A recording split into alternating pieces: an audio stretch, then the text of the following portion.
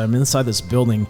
We took over it. This is 2004 in a place called Fallujah, Iraq. And little did we know that the ambush was on us. There was actually like a whole army like next door in adjacent buildings. And they just bombarded our house, jumping into our windows, jumping onto our rooftops, coming to our front door. Oh my God. The whole house is like shaking from like rockets and grenades and the machine gun. And you just hear death, grown men screaming. The mom calls, all these crazy things you hear about, because no matter the most savage warrior, they're human beings with a pulse, with a family, with a desire, with a goal. You know, they're humans. I remember hearing this like, hey, we need backup. We need to get on this rooftop. And I'm like, fuck. I'm like, if I go to this rooftop, like, I'm going to probably get killed. Like, it's inevitable. We're bringing down bodies already from this rooftop, but you can't stop. Why are you there in the first place? You went on the mission. You went into the building. You went into your position. Why else are you here if you're not willing to commit to it? And that's what I convey about life. Like, dude, you're here. You're already in a war zone. You don't have to be getting shot at to be challenged with adversity, or if I'm strong enough. You know, it doesn't matter what you can physically do. What are you mentally capable of doing? Because that's always going to surpass your physical capability. We are with Cody Alford right now. Some of you know him, some of you do not. His story is powerful. It is heartfelt. It is deep. It is dangerous. This is the man that has looked evil in the face in a way that most people can never comprehend. I don't know if you've ever heard of Sean Ryan, but I was introduced to the true nature of Cody just through listening to that podcast. It was 6.5 hours, got 1.8 million views, and I was fucking blown away. And I will just tell you this right now. It is a blessing to have him in the studio, considering the fact that he's from our community. He's right here. We're so lucky to have someone like this that we can tap into. What a resource. So there's a lot of pain. This is going to take 1,000 dinner conversations to get the true nature of this person right here. But I want to go right to the meat, right to the heart and soul. So many people are out there fighting freedom, and we don't ever recognize the pain they have to go through, the things that they have to see. Like, this is where I think about when I think of people like Cody. I go right to, we're so fucking lucky. We have no idea how lucky we are. Even in the worst circumstances in America, you could have been born in the worst circumstances, you're still lucky. To face death the way this man has. So I would say this, Matt always talks about you can only go as high as you've once been low. And I think a good place to really kick this whole thing off is to get a sense of who Cody is and really go right to the depth of your fears, the things that have haunted you, and how you worked through them, like to get to the man that you are today. No pressure, bro. Yeah, just teed you up, bro. Do that all in 37 seconds. Yeah, I love it. Yeah, start where you want to start, but at the end of the day, like, no, it's good. There's heaviness here that is going to turn into the brightest light you've ever seen. And Cody, and just to tee it up more, Cody, I've heard him speak to this and hearing some of his recordings about the pain, suffering, what it is, and so. Go wherever you want, man. We just teed you up. Well, first off, thanks for having me. And, you know, I love this community. It's so great. This is one of the best decisions I've ever made. Well, I agreed to it with my wife. My wife made this decision to move out here, and it's been the best thing ever for us. Definitely for me. I needed to be reconnected with nature. I fought it for years. I spent a lot of time. I started off, a little backstory for me. I spent 15 and a half years in the Marine Corps. And I started off as a Marine Corps Scout sniper, so I spent a lot of time in like the bush, we'd call it, like in the woods, getting rained on, always cold and miserable, looking at target buildings and sending back reports, and no one ever hears about you, no one ever sees you, and you know, I enjoyed that life a lot.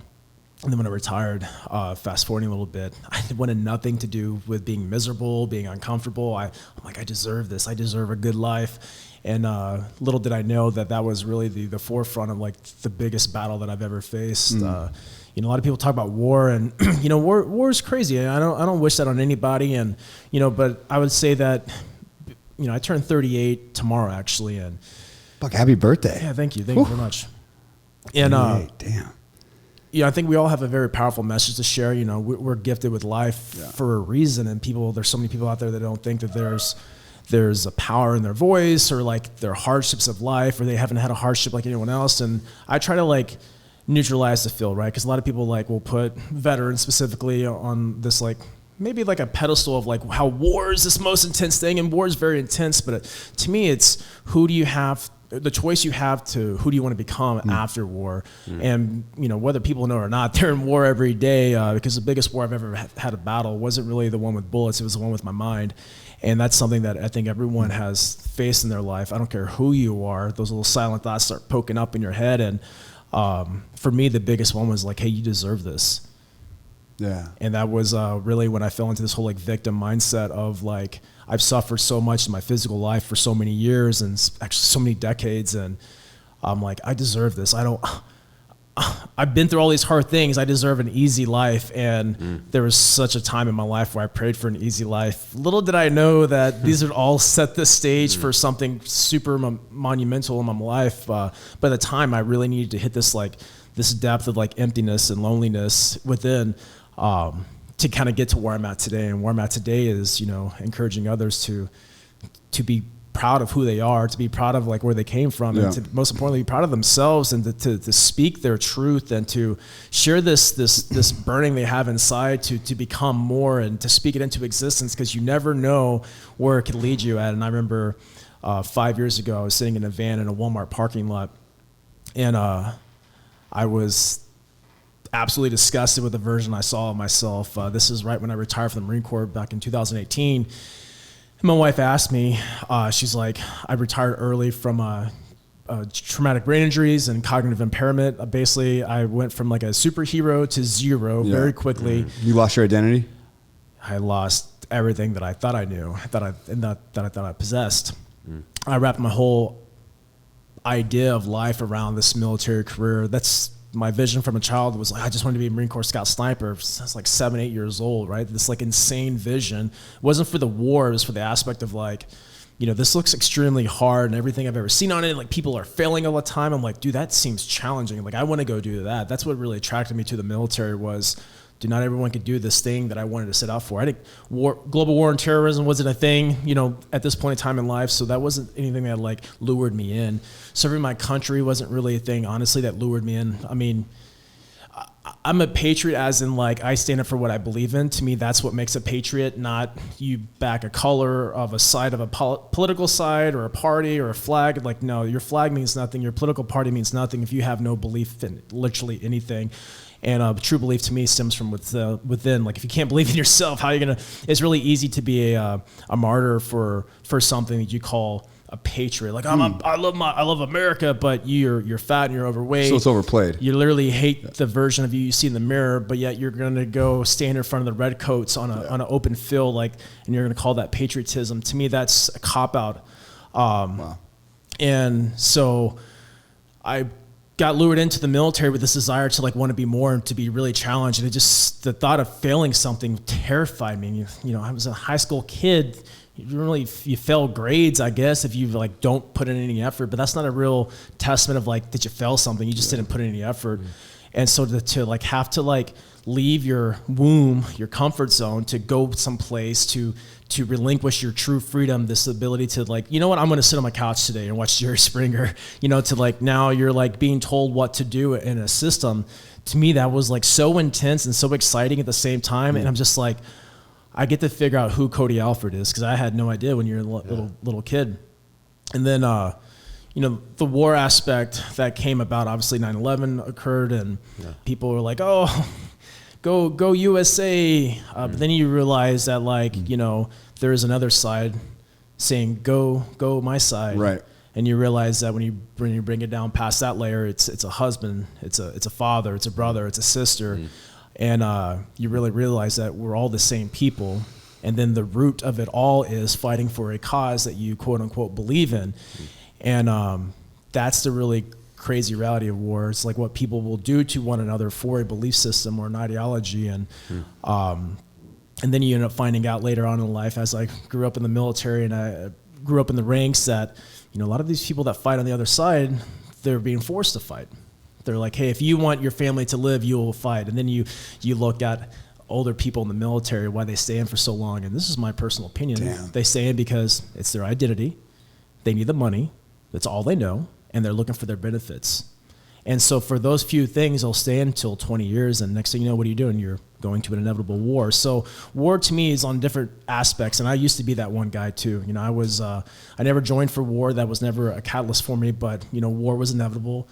I learned so much from those experiences. I mean, a lot of brutal, very terrifying experiences. I mean, some of the scariest times of my life were in a, war zone. I mean, I guess that would make sense to most people, but it's not the war zone itself. It's these situations, and the situations of life that you have to face yourself. Like I remember one particular time I was on this rooftop. Before I got to the rooftop, actually, I'm inside this building. We took over it. This is 2004 in a place called Fallujah, Iraq. And we took over this building to basically set up a sniper ambush house. And little did we know that the ambush was on us. There was actually like a whole army like next door in adjacent buildings. And around like afternoon time after prayer, they just bombarded our house, jumping into our windows, jumping onto our rooftops, coming in our front door. Oh my God. The whole house is like shaking from like rockets and grenades and the machine gun. And you just hear like, you just hear death. You hear grown men screaming. You hear, like the pain of tears of like, people dying, and it is really crazy. You hear like the mom calls, all these crazy things you hear about, because no matter the most savage warrior, they're human beings with a pulse, with a belief, with a family, with a desire, with a goal. They're humans, and sometimes we have to sacrifice that human desire to be human, to be something completely different, to do such barbaric things. And to me, to do barbaric things means to relinquish your personal right to want to persevere and self-serve, and you relinquish that for something bigger than yourself. And a lot of guys, to include myself, we never fought for, the fight for America wasn't what kept us going. It was for the dudes to the left and right of us. And brotherhood. Sometimes, females. I've been in gunfights with females before too. So that brotherhood and sisterhood is very crucial. And if you ask most people in the military, they won't tell you it's for the good old stars and bars. They'll tell you it's for the dude and chicks to the left and right of them. Yeah. That's truth. Wow. Yeah. And so in this time, I make it out of this room. I'm like low crawling through a machine gun barrage, and it's coming literally from the window outside of my window. Wow. It's like, very small gap between this building, close enough where they're able to jump into our stuff. And I see guys in the hallway just kind of like shell shocked, frozen. And these guys were not cowards. There was not a coward. There wasn't a weakling that I ever saw in my military career, but just the human nature of being human.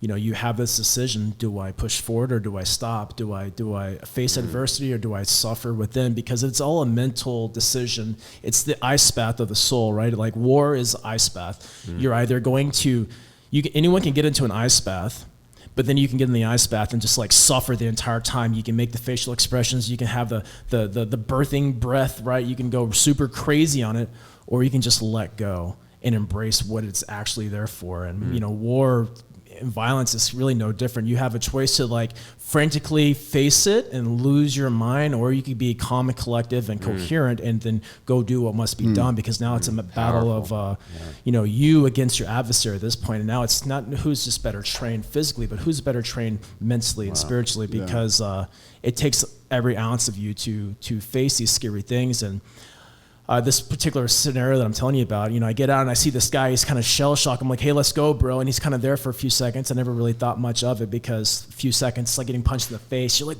that felt like 30 seconds. And it was like a millisecond. It's like a blink. But that lingering, like ringing of you just getting punched in the nose just kind of like happened to you. And that's kind of like how shell shock and the fog of war can kind of be. And I remember hearing this, like, hey, we need backup. We need to get on this rooftop. And I'm like, fuck. I'm like, if I go to this rooftop, like, I'm going to probably get killed. Like, it's inevitable. We're bringing down bodies already from this rooftop. And I'm terrified. I just turned 19 years old in Iraq. And so I'm just like, this is like terrifying. And so I get up to this rooftop, and then this guy that I saw that was like kind of like frozen a little bit on the second floor, he's up there, fighting it out with me, and we're doing what we need to do up there. But you can't stop. Why are you there in the first place, right? Like, you went on the mission, you went into the building, you went into your position. Why else are you here if you're not willing to commit to it? And that's really what I convey about life. Like, dude, you're here, you're already in a war zone. You don't have to be getting shot at to be challenged with adversity, or if I'm strong enough. It doesn't matter what you can physically do. What are you mentally capable of doing? Because that's always going to surpass your physical capability. It's like the whole the scene from the Matrix with Neo, right? Like, as soon as Neo believes that he's dead and dying, he dies. But he has to believe that he is the one. He has to believe that he's this powerful person that he cannot be stopped by his physical form. And I really learned that. I really didn't know how to verbalize that at a younger age. But when I reflect back on these war scenarios, because that definitely wasn't the only time I've ever had these crazy life stories. I was actually blessed with war, I suppose, because it gives me a lot of, street cred to interact with a lot of like tough people out there, people with egos and personas, because I've been there and I have actually done that. But I'm actually able to like now use that as ammunition, not to put into your face to boast, but to like, hey, you can challenge me all you want to, but I'm not speaking about things that I have no idea about. Yeah, this is powerful. You can't take that away from me. And that also, it gives me the power to look at people who've never been to war, or people in the military who've never been to war. I'm just like, bro, you're good. You don't need war to define you as a man or a woman. You just need the ability to look at yourself in the mirror and be like, dude, let's fucking go. Because that's what's required for anything. And that alone is the hardest thing I've ever done in my life is, I went through this whole military progression. I advanced very fast in the military. I was actually the youngest master sergeant in the Marine Corps history. So it was like super insane. I had this like insane, I was very blessed. Like I hit almost damn near every large major battle since the global war on terrorism. I've held almost every high leader. I actually held every leadership position in a team, working my way up to taking charge of a company. I found myself in Northern Iraq in charge of like teams in multiple countries, in charge of Navy SEALs, Green Berets, and Marine Raiders. Just all these insane positions that I visualized myself at a younger age, because I'm like, if I'm doing this, why don't I want to be best at it? And as I progressed, I realized that I can do more damage on the battlefield by taking care of people than me being the one that has to go do it. Because a lot of guys weren't willing to. They wanted to make a difference in the world, but they weren't willing to like do what was required. And what was required in the special operations community where I came from is that you have to lead the team at a certain point. You need to go serve at like a joint billet where you're doing some type of administrative desk type of job, which is not very sexy, but you learn so much more. And I've realized that, anyone can do the sexy stuff, but then you're just sexy. I don't want to just be sexy, dude. I want to be irresistible, And so to be irresistible, you have to be multifaceted. And guys weren't willing to do that work because they were just single track. Well, so guys like myself, who was taught at a very young age, like, if you want to make a difference, dude, you got to be different. I'm like, well, fuck. Right. If you want to make a difference, you got to be different. So how do you be different? Well, you do what other people aren't doing. And and so when I was doing that, I realized that I was in these like leadership positions at such a young age, which pissed off a lot of people. Which was fine. That was never my intention to be like, I told you. I was never like that. It was more or less like, fuck, I always felt really undeserving, but I really felt like I never belonged because the military is not a very coddling attaboy. I'm proud of you, Cody. That doesn't really exist there. So the imposter syndrome really set in my whole military career because I kept on advancing. Even from boot camp, I graduated #1, and I just always felt like I never belonged, like always like this imposter, because you never really know where you sit at. At least I never did, and half it was in my head. But working my way up through the ranks and through these billets, I realized that I could empower so many more people by like, hey, they're like, I'm just a radio operator, I'm just a mechanic. I'm like, bro, let's utilize that to the fullest ability. Yeah, you have so much value. Yeah, and just like you empower they people, don't see it. And they're like. They're always comparing. Everyone's comparing, especially like, the military where these like our accolades really on our resume and on our chest. And, I had this, we call it chest candy. I had this like really nice chest candy stack that a lot of people didn't have. And I had it at a very young age, which was kind of unheard of. Rare. People in my era, were very similar, but it was very uncommon. You think everyone sees the way you do, but the military is small, but it's even smaller the amount of people who actually are in these like pretty crazy circumstances. And it's even smaller amount of people who are in these crazy circumstances that step up and do, pretty insane things in a leadership way. There's a lot of false idols in the military where it's like, oh, so-and-so, he's awesome or she's awesome, but they suck with like troop welfare and leadership. They're just great on the battlefield. And that's a one-trick pony to me. And, so I started off as a one-trick pony as I learned how to be a good leader. And I learned how to be a good leader because I had a bunch of shitty leaders and I had a bunch of great mentors in my life that like looked out for me. Dude, not only did I have a great career with like hitting like all these like major like history book like campaigns, but I had like the great experience of like, man, there's plenty of times I should have been burnt. Yeah. And people were out there like just, they took me in the wing, and then they taught me the right way. And they didn't just save me. They like let me know like, hey bro, check us out. This is what's on the line if you do this again. Like I never had that understanding of like, oh dude, I never looked at it that way. Thank you. And so the amount of gratitude I have for all those people, even the bad ones today, is just insane, because it's really weaponized my mind and like my message even more powerful now. But, but long story short, going through all this military stuff and getting to these high positions and serving other people, I realized that even some of the baddest of baddest, they're so limited. And now being a civilian, I realized that so many people, not only of my brothers and sisters in the military, even from the special operations small knit community. I mean, if the military is like less than 0.3% of the civilian population, special operations is even smaller than that. And people that go to special operations, what I really learned is that there's full of like childhood trauma. They don't know it yet. It took me years to figure that out, but there's some form of trauma that led them to that. Interesting. And they have to be like super crazy to go to, not like, oh, you're a madman, but just crazy. Like you have to want to submit yourself to something where the chances of you passing are very limited. Or what I like is that, some of these selections, there's only so many spots, and there might be 3 spots available and 100 men show up for it. What a rush. Yeah. What a rush, because now you're not only battling, do I meet the standard, and they're going to select me, but you're like, is that person better than me? Am I better than that person? And what I try to tell people these days is that, like, I've seen these crazy savages, these just dudes that are just great, well-rounded people not pass these certain things, and I did. I'm like, how did that happen? But the thing is, we don't know if the outside world is just prim and proper. We have no idea what the inside world looks like, and we all have an inside world. And I had to face my inside world when I retired. Like I said, I came back from my 7th deployment, and I was just toasted. The bunch of telltale signs happened before this, but I really kind of like put them off to the side because I was superhuman. I was linear. You're savage. I was good at my job. All I did when I was home on the weekends was I would one-dimensional. Yeah, Netflix and chill, and then I'd go out, get schmammered with my friends, chase chicks, and then I would go jack still, then I'd repeat this process. And I didn't really live for the weekends, because my weekends could be in the middle of the week, depending on what type of schedule we're on.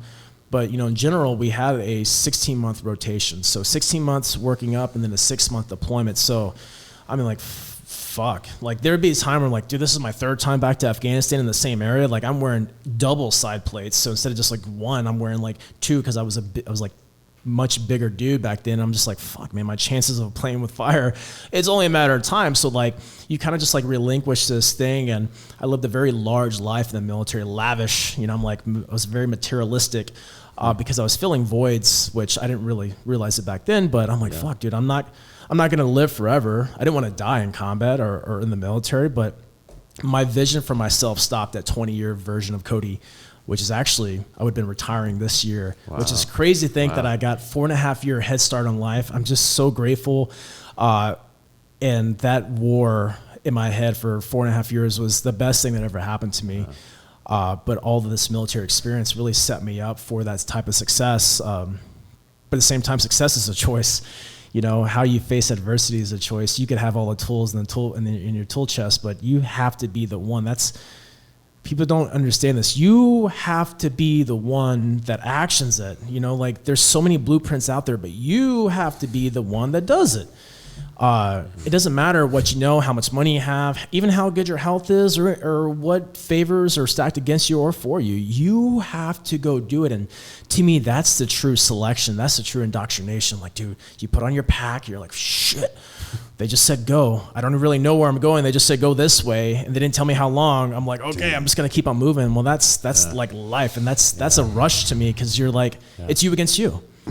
It's you against you. And so around my 13.5-year mark, I get back from my last Iraq deployment. I was super toasted. I was just done. So much stress in my life. I'm watching my whole deployment, minus a couple times. I'm watching like a wall full of TV screens. We call it Kill TV. I'm just watching drone strikes happen. I'm watching my forces on the ground. I'm coordinating with them with like different phones and cell phones, and talking to my partner force and yelling at generals to get air support. Like that was I was the operations. I was an operations officer for operations staff and CO, staff non-commissioned officer for all of the operations in northern Iraq on the tactical level. So it was super fun. It was new. It was very stressful. And I came back from this deployment, and we do this thing called home location decompression. So it's like the big military check in the box, like, okay, we'll make sure these guys are good, their money's straight, they're healthy, and we'll get them back to their houses. And so the first person I talked to was the chaplain. He's like, hey, and our chaplain was like super sick. He was savage, dude. He was like the dude that you would like to talk to. Other ones like freaked me out. Amazing, yeah, they were just trying to like preach, and this guy just wanted to talk to you, you know? Yeah. And he's like, how was it? I'm just like, I vomited all this hate and discontent. I'm like, because I really dealt with a bunch of like command. I realized at such a high level, you know, there's multiple wars going on. There's the war that your men and women are fighting. There's the war that the leadership above you that are disconnected. They're worried about like the ice cream. They're worried about what awards they're going to get. They're worried about looking like they're important and at the sacrifice of the men and women on the ground. And I could not handle that. And then when I would speak up against it, it was like I was fighting a war by myself, because people are worried about, military is really great about burning you to the ground. Especially if you're an officer. And I was not an officer, I was an enlisted guy. So even though I was one of the most senior enlisted guys in this particular environment, I'm still not the main guy in charge. And a lot of these people aren't willing to put everything on the line. And I get it, you got to like kind of pick your battles. But I really realized that some of these people are fighting a completely different war that my men and women were like sacrificing for. And especially when it came to recognition, there were so many, the Marine Corps is really the worst at recognition, especially for like awards and accommodations, where, you know, if you look at some Army, our counterparts, the Green Berets, I mean, they got stacks of like all these awards and well-deserved. Yeah. They also go off the manual. If they meet the requirement, they submit the documentation, and then they let the board figure it out. Marine Corps is like not that way. Even part of special operations, Marine Corps is like, well, did this person really do what it takes? I'm like, why are we judging if this person meets if they deserve this level of award? If they meet the award, which that's our position to like, yes, they meet the requirement. Let's just fill out the packet and submit it up and let the board, the real board, not us, right? Let the real people decide. And I just like, I never understood like why they were like that. And it's like the keeper of the badge. And you'd be surprised. I mean, people say like people do a lot of crazy things for an award, but it's not the award. I think it's just a recognition, man. There's these men and women that, fuck, dude, like when these guys and girls are doing stuff, they have families. I could not imagine the life that I have now and having to deploy in a few months to go overseas, because so many of my friends, they come back, they would go home on deployment for their kid's birth for 10 days. And then they come back out, right? They still got their beard. They come back out. Their dirty ass like kit is still in their hooch, and they put it on. They're going on missions. Like when they're, you know, one guy in particular that I'm thinking about, he was an explosive ordnance disposal guy, and he was like one of the top dudes in theater. And like, you know, he gets back. We're going on a mission that evening, and he's like poking and prodding for IEDs in the ground. I'm just like, this dude's got his family he's thinking about, but yet he doesn't hesitate. Yeah. He doesn't hesitate, but then the leadership that should be looking out for him, they're just like, oh, well, you know what? He's wearing white socks, or he didn't have a good haircut, or, you know, he had a DUI in the past. I'm like, yeah, bitch, because you have to sell your soul to do this job. What do you think these dudes are doing on their free time? Yeah. Damn. So anyways, I'm talking to this chaplain. I'm just vomiting all this like kind of hate and discontent of this poor leadership and the experience that I experienced. And I finally get to the shrink, and he's like, tell me what's going on, Cody. And I'm just like, you know what, screw you, bro.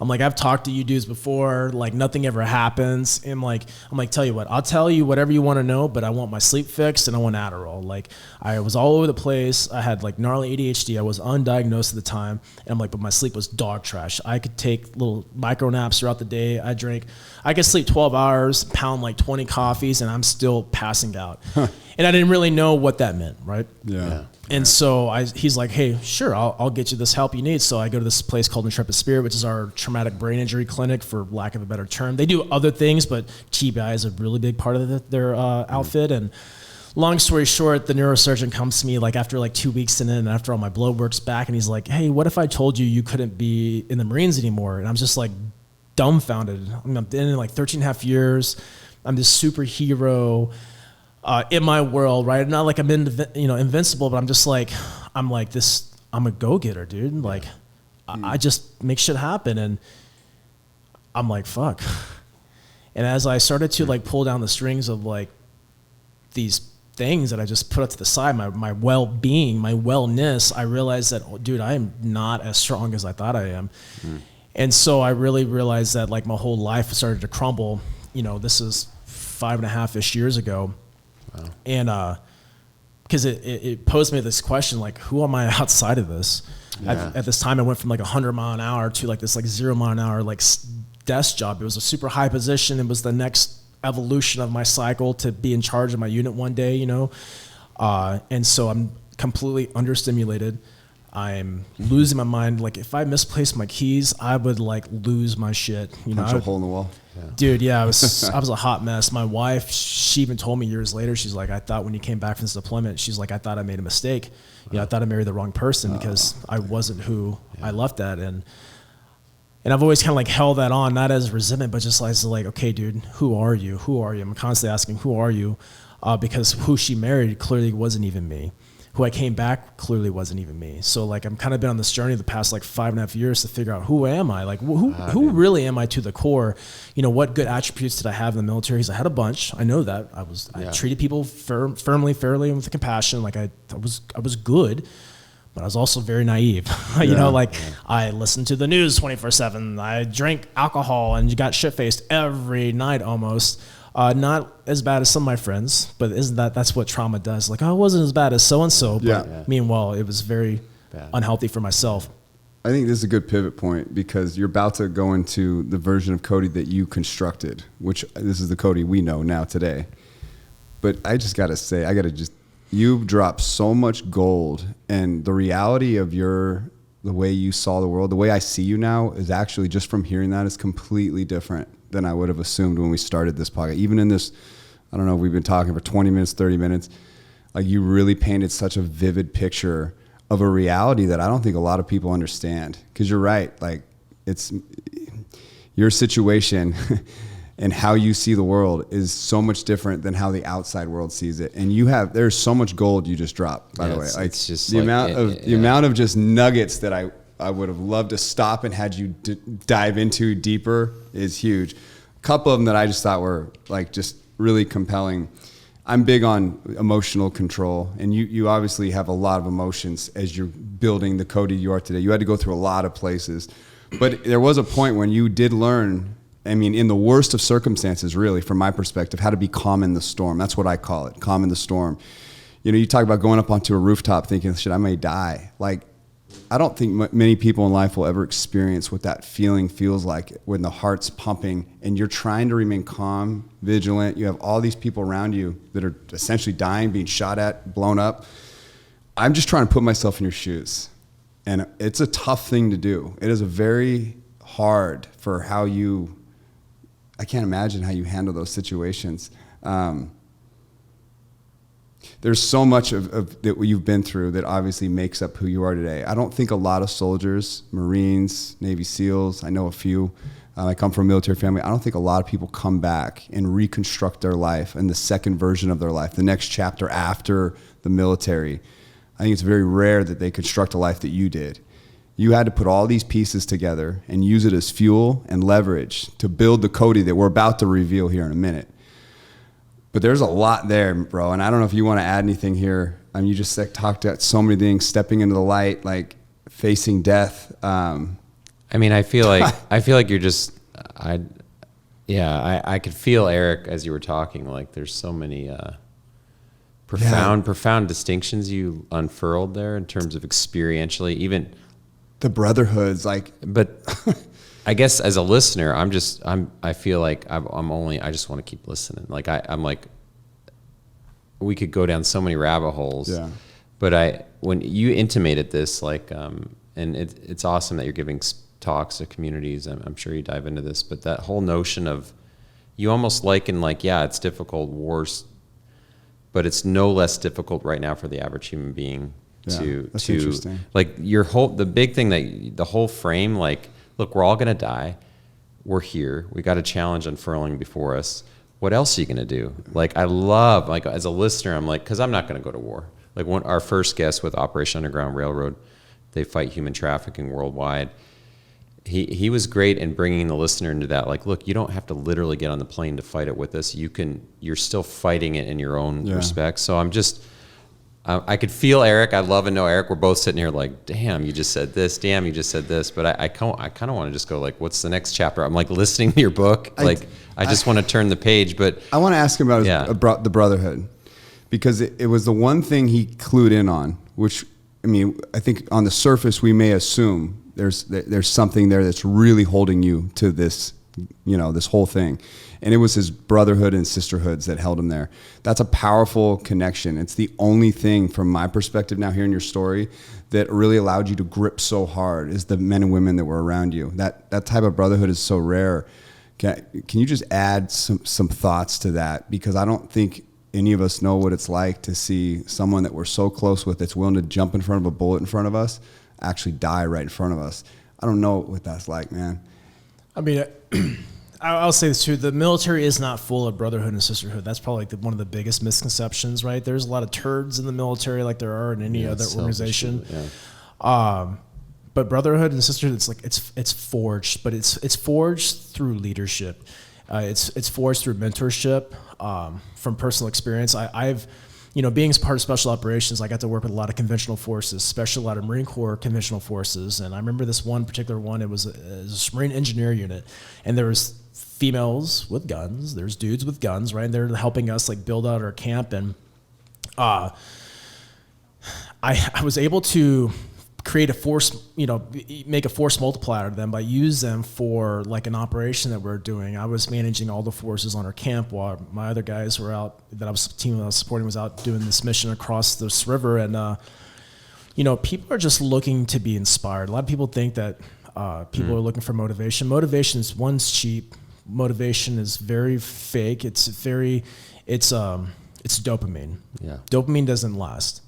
Motivation doesn't last, but inspiration, it's not motivation that gets a man or a woman to stand up for what they believe in, or to charge a machine gun position, or to go into your room when there's armed people in there that want to murder you.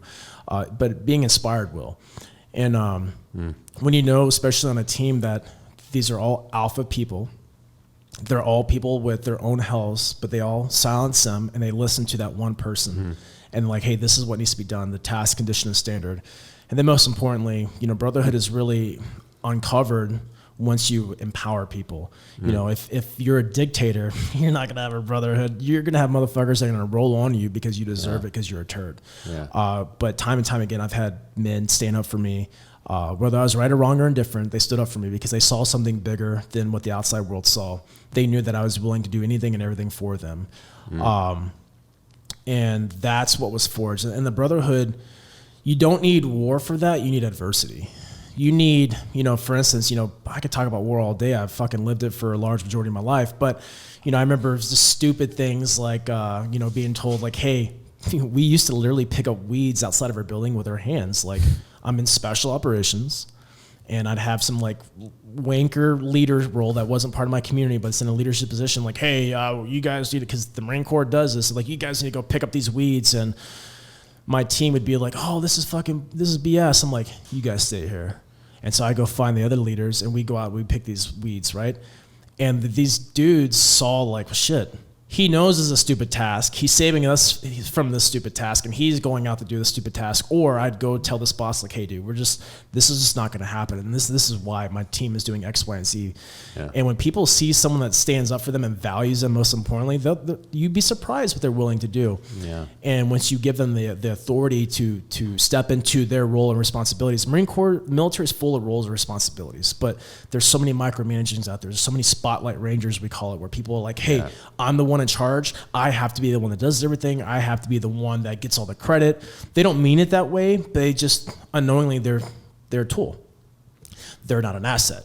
And when you're a tool in a bag of toolbox and you're the only one that's being utilized, well, what do you think is going to happen? You're not going to create this this unity, this trust. Yeah, you're like, we're all serve a purpose here. And when you can empower people, they look at you differently, but most importantly, they look at themselves differently. I mean, if you can get someone to look at themselves differently and with a positive light, they will follow you to the depths of hell. And I've seen it time and time again.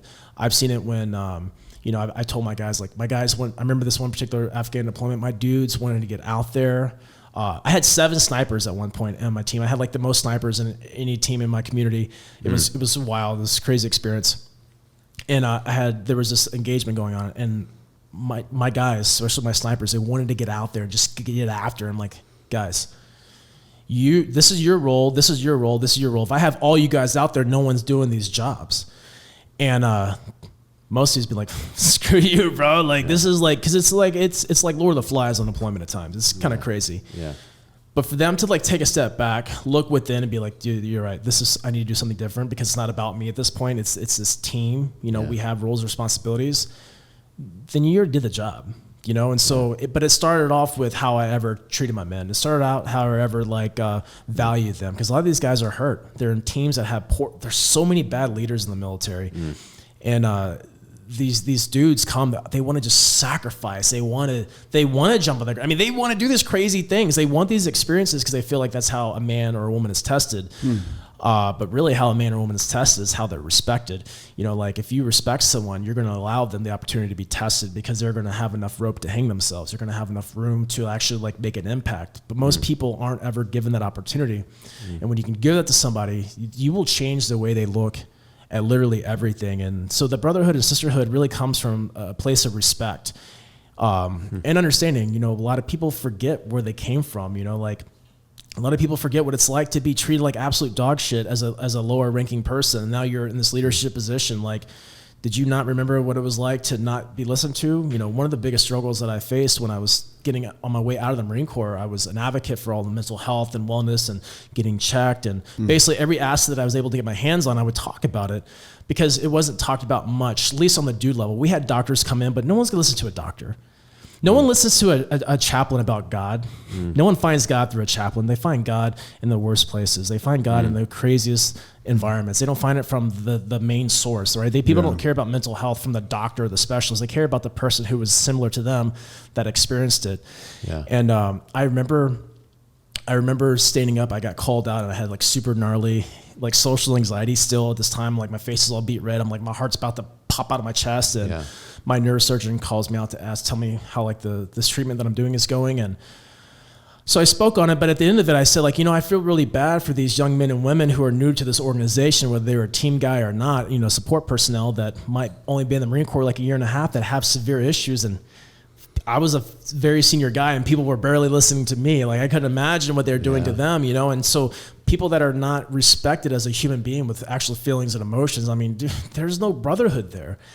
And so that's why people yearn to be especially part of special operations. Because they get treated differently, but not every team is the same, right? So if that's you have that ability to hey, I'm going to bear this truth. This is my banner. This is what I'm going to be about. And people wanted to be on my team. People wanted to be in my company. People wanted to be around me. Most importantly, people wanted to be around my people because all my people were all leaders. They're all future leaders. So after I was gone, after I moved up or out of the Marine Corps, these people were all taking leadership positions. People wanted to be in their teams. Why? Because they knew what right looks like. And what right looks like starts with yourself. It starts with not being perfect, but it's a bigger picture. You can't accomplish these missions by yourself. You can't accomplish these missions. I've seen my first deployment. I didn't see it, but I was in this gunfight, but I saw what being a shitty leader could do. This one dude got shot in the back of the head. US guy. Crazy. Could have been small, could have been a crazy ricochet fire, but doesn't really matter. We all were yeah, well, that dude sucked as a leader, and so who knows how this happened, but people smell you out. When you're a bad leader, you're not wanted, you're not valued because you're just going to get people killed. And in the business of death, life is very, very important. In the business of getting missions, how you appear is very important. In the business of sustainability, how you conduct yourself is very important. Yeah. And a lot of people just don't get that because a lot of people just want to ride on the roller coaster. They don't really have any interest on how the machine works and how do you maintain this fucking thing. And what's the time limits on it, right? They're just so one dimensional. So in a long roundabout way, the brotherhood and sisterhood is forged in the fire of adversity. Sure. And, you know, every team brings on this new level of adversity. Yeah. But, you know, if you're that leader that's in charge, or you're a person that feels called to be a leader, whether you're in charge or not, you're still a leader. Yeah. You know, like you still have the ability to mold things together. And that's the power of people. You know, no one gave them permission. They didn't sign a contract that says, hey, you're a leader, congratulations. They're just like, you know what? This smells weird. I'm going to change it up. Can I ask, I want to throw in a question here. I'm so inspired by your story and all the truth. Depth, the truth in it. Like so many, I'm excited to see, you mentioned this second chapter of life, 5.5 years old. I'm going to follow you. I can't wait to see how it's going to unfurl. But the biggest question that's come in my mind, to picture a man who's gone to those summits of leadership based on real respect, trust, experience, and then boom, it's gone 5.5 years ago. Like, you're not in that structure anymore. I'm super intrigued. I've heard a bit of your story in terms of what you confronted and how you springboard and, as Eric said, reconstruct it, who you are, if that's a phrase that lands with you. But tell us about that segment where when you were done, like that low, and what you did from there. Yeah, like you hear me? Yeah. Oh, I hear you. Yeah. Low started actually before I got out of the military. Low started once I realized that I need help. And once I started to like address it, it's like the whole Chevy Chase thing from Vegas Vacation, National Infuse. You know, he sees like the gum, or he like flicks that thing on the dam, and then it starts gushing. Then he plugs it with gum, and then another one, starts pumping out. There you go. You've opened it up. And once I started opening myself up and shifting from this like poured out, like just killer mindset to like human being that's got pain points. Yeah, I realized I was really started like flooding with all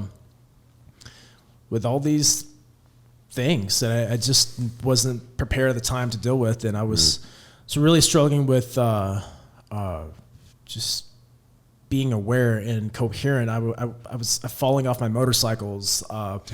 I would drive down my street and I'd start crying on the side of the road, and I didn't even know how I got there. I wasn't always like the most timely guy in the military, but I was like super late to a lot of very important things, and I would just like, it just wouldn't register. I'd get lost. There was a point where we sold our house and moved into an apartment, and I got lost looking at apartments with like the host, and like, oh, this is a nice 2-bedroom apartment. I didn't know where I was at, like how to get out of it. So did you get shot?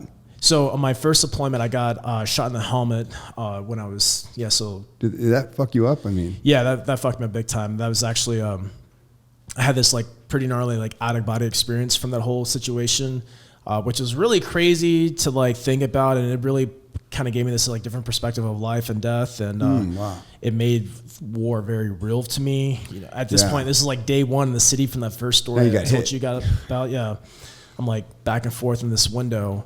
And as soon as I reload and I go back across the window, and right when I put my head out, I get fucking dinged, and I hear this like life literally left my body, and that's when I had this like out of body experience. Like I see everything happening, and then this goes on for, it seemed like 5 to 10 minutes. You saw the whole thing. I saw the whole thing. I could see my body. I could see my team. It's basically like if you ever played a video game, you see like a glitch where like you see through the walls and the ceiling. Yeah. That's what I saw. And then then like the infamous light where I got literally sucked back into. For real? Yeah, straight up. I got sucked back into my body, and I opened my eyes convulsing, and my teammate was kicking me. He's like, dude, we thought you were dead. We didn't see any blood. And so that put the perspective of like, holy shit, you can die, which really kind of talking about facing fears. You know, I had like 7 months left of that deployment. That was like day one in the city. So my fears of being shot, especially in the head, were extremely high throughout that entire deployment. So fast forward, make it to special operations years later, it was a cool thing to like not wear your helmet, to wear a ball cap. I'm like, you guys are fucking idiots, bro. I'm like, I wear my helmet everywhere I go. Shot in the head. Yeah, I'm wearing my helmet everywhere Fuck I go. you guys.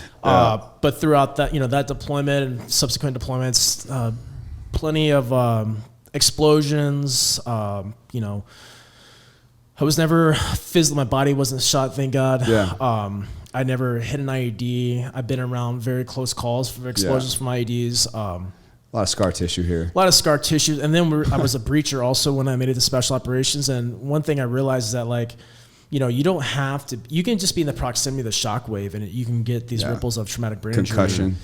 And hell, I remember one deployment, it was actually my second Iraq deployment, and there's these things called miglids, if I'm saying it correctly. It's like these pods, like these backpacks, and we were clearing this like palm grove because there's like a bunch of like mines and IEDs, and so like they shoot out these rockets, and it's like all C4 det cord, and it like explodes, and we're just like, you're supposed to be a very minimum safe distance. Miglets. And we were not safe distance. Like, we're all like throwing up and smoking cigarettes. We're like, this is normal, right? Because I mean, when a tank goes off right next to you and you're outside the tank and you're getting ready to run through the hole that the tank just shot, like that's normal to you. And ear protection and all of their shit wasn't like big back then. Like, who's got? I don't know anyone who's. Oh, you're shooting at me. Let me put these little foamy things in my ear. Safety first. Let me go charge this fucking machine gun that's trying to mow me down. And literally hundreds of these miglets went off, hundreds of them, like wave after wave after wave, and throwing up. Everyone's jacked up. And years later, it really started to have this like effect. And for me personally, stress was a big catalyst to like my demise. Not only did I have traumatic brain injury, degeneration, I had cognitive impairment, I had hormone imbalances. So like my testosterone was extremely low, ADHD. Out of whack. And then my stress, my cortisol levels were just... That's why you're not sleeping. Yeah, they were just so jacked up. And I try to tell people, this water bottle right here, this is our vial for cortisol. And this is Cody Alford's non-doctor explanation. Sure. But I had no cap on it. My stress levels were so high, I had no cap anymore. So I would have these uncontrollable outbursts because instead of everyone resetting or me resetting to like a 20%, which is the norm, I would reset about like 50 or 60 every night. And so my new norm was 60%. So then the smallest thing would throw me over the top. And the next thing would I'm just spewing because I have no cap. And so I remember missing like a turn one day. My wife's like, "Hey, you missed that turn," and I'm like, "Shut up!" And like yelling and like freaking out, being a complete douche to my wife because one, I'm embarrassed. Two, I just blew up. I just like lost my shit, uncontrollable. And so that alone really brought me down. I didn't know I didn't even know what cortisol was. I didn't know how it affected my hormones that's why I'm always telling people, get your blood checked because your blood don't lie like you do to yourself. Your blood tells the truth. And your reality is fucking nuts. If you said that normal people like inside don't need to go to war to, and I get your point to that whole thing, but you've been through so much shit, which for me, the beauty of this whole situation is I already know sort of the end game right now. You've turned some of the most insane shit on earth, like all kinds of things. Or the hormones, the emotions, getting shot in the fucking head, seeing death, bodies stacking up in front of you. But you've turned all that into the leverage that's gotten you where you're at. You are more capable because of your experiences, because of your testimony than anything. Your ability to impact people is fucking huge. Like, what a gift. Like, for you to reframe all this hell and to turn it into a gift is so fucking rare. I'm so like inspired by you. And normal people, trust me, brother, have no fucking clue what you're talking about. Like, this is a whole different type. There's levels to pain, and there's like your pain tolerance is more than 99.9999% of the 1%. You have a pain tolerance that is so rare and is so unique and is divine. It's fucking amazing. And I just love that you transformed yourself, and I can't wait to hear this story. I know we're getting there, but most people in your situation that have been through your reality, the business of war, the business of the military, which you really shed a lot of light on the business of the military, and it's truth, it's honest shit, and I thank you for that, because I didn't know. This was a unique insight, okay? First of all, of the business of the military, which now just saying that feels weird, but the point is this. Like, your ability to inspire people that have been through hard things like you and how to transform, it's contagious. Like, it's fucking getting me up. Let's go, motherfucker. Like, this is big. This is powerful, man. What you're going to do with your life, you're young. Like, we could change the world, bro. Like, you have so much capacity, and it's because the world has put so much on your shoulders already. You've carried the weight of the world in all kinds of unique ways that most people will never fully understand. They won't ever feel that. They're not going to feel what you felt. They may, like, the ratio, that may be similar, but the truth is the weight's different. You know what I mean? So I get your point, and it's a really humble, like, nice testimony that you're giving, for other people that may be struggling. But at the end of the day, bro, you are a fucking superhero. And I feel like I got to, like, bow down, give you some fucking, like, just credit right here in this part of the story, because you're tired. You're blowing past things fast as I'm just my mind, ching, ching, ching, and I'm like, hold on, stop, motherfucker. You just said something that you blew past so quick, and you can't just go past something that quick. That's heavy shit, man. You talking about body stacking, shot in the head. Like, people don't understand what it's like to stack bodies and then hide behind enemy, fire, behind those bodies that are like real lives that are just gone. And your scar tissue and your pain tolerance, the thresholds of your reality are things that most people never experience. And you are going to turn that into so many fucking wins. You are going to blow, because like, that's the gift. Like, you've taken the darkest thing on life and turned it into your superpower. And you taught me that about speaking. You want to give your darkest. That's going to be how you inspire and spread light, is through the darkness. Like, you're the one that taught me that, and I just, there's so much more to learn from you, but I just wanted to bow down for a minute, pause as he's ripping through this fucking interview, and just say, like, brother, I have nothing but fucking respect and admiration for you. And I just wanted to get that off my chest. Please go. Thanks. No, that's so good. I think, having worked with people as a therapist, I work with people as a coach. Like, I'm really intrigued to hear you talk about what pulled you out of the bottom. Not to say we're without bottoms today, and I've heard you talk. You're very humble with respect to things you've shared. Like, look, I still struggle. That's part of life. And I love the humility you interlace in your frame. But for a lot of people, it's a very deep philosophical, spiritual inner experience. And I want to hear that. Like, I want to hear that chapter of your story. Like, how did you come out? Like Eric was saying, like, you went down. What were some of the pivotal things that pulled you up? Yeah, I mean, that's people ask me that all the time, and I didn't know how to frame it back in the day, but just kind of like set the tone. I'm doing this brain treatment in Florida. My approval for my disability comes back. Like, hey, yep, you're unfit for duty, which means now I can submit for early retirement. Were you happy in that moment? I'll be honest. Like, was this relief, or were you? I was happy because during that 1.5-year process of this medical board, it was all I know. My hair's falling out. I got a gold tooth. Hell, yeah. Not because I'm a gangster. Just stress. You are a gangster. Yeah. You are a spiritual gangster now. You're a motherfucking gangster, bro. I don't give a shit. So it was unknown. I was so scared because I was such a scarcity mindset. I was money. What am I gonna do? Yeah, right. My retirement, my disability, like my medical, like if this shit continues, how am I gonna pay? Brain treatment is not cheap. You know what I'm saying? Like, theyese practices that I'm doing they're not inexpensive. And so I was worried about all these like very small nuances that were so massive in my life back then. And so long story short, my wife's like, hey, if you had like 4 weeks left to live, what do you want to do? I'm like, shit, like travel around, like take pictures. It was literally the first thing that came to my head. So I tell people, just to kind of pause that, you know what to do. Are you willing to bear that? Everyone knows the fuck to do. That's why I ask There's people, a voice. There's a voice. I'm with you. Are you listening to it? That's why I want to ask people, like, what do you want to do? Don't think about anything else. Tell me what's the first thing in your head. I want to be a penguin. Let's fucking figure out how to be a penguin. Going to Antarctica, baby. Like, you gotta have faith in that. And I didn't know any of this shit, but I just like went with this pulling intuition. First inclination. I feel that. Yeah. And so that's what we did. We sold all of our shit. We bought a conversion van and we called that home for the next 3.5 years. And, but so I'm in this van, and it would be great for most people. It was absolute hell for me. You hated it. I wanted it, but I hated it because being a minimalist, I was a very materialistic person. I got rid of like all like my military shit. I sold all my classic vehicles, all my fucking motorcycles. My dream possessions, my vision board as a kid. I sold all those things. I sold that old Cody's dream for a new. You burnt potential. the bridge. Is what it sounds like is happening right now. And it You're in the sucked process of burning the bridge. Yeah, it does. I was identified by those things too. Oh, Cody's that guy with that classic truck. Everyone knew me for these things, or he's out doing those bikes. You're uprooting your environment. Yeah, and this is key to change, but keep going. And then everyone in special operations, for the most part, they get out, they go work as a contractor for the government they just left, or for some type of contracting agency, and make bank overseas doing the same shit. And that's like the norm. And I'm like, I couldn't do it. So it was like a blessing because I wanted to do that. That was the next progression for life for me. I wanted to do that because that was before I woke up. Before I realized. Before you defied the norm. Before I defied the norm. Because my current status was get out, do all this stuff, go work for the agency, go live that life. That was the trajectory. And then it was disrupted.